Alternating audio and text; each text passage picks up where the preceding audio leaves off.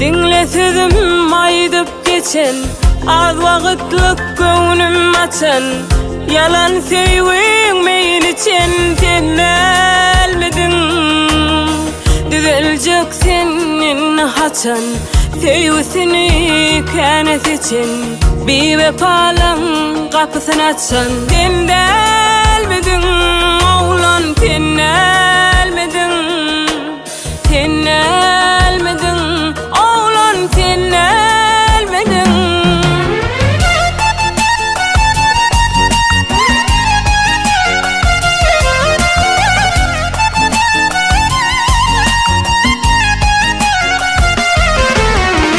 Bir tutanın kılastasım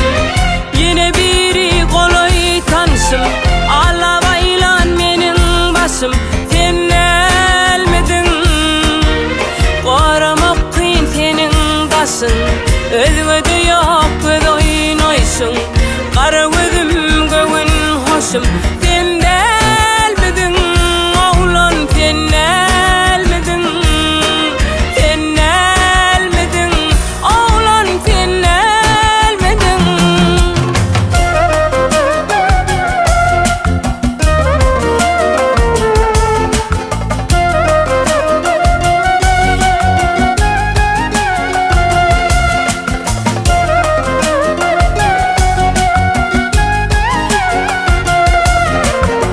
İnne meni gözlesin yok Canalımdan sorasın yok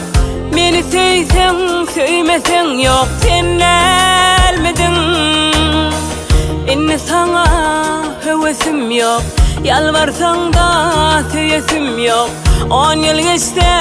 gelesim yok Dinlenmedin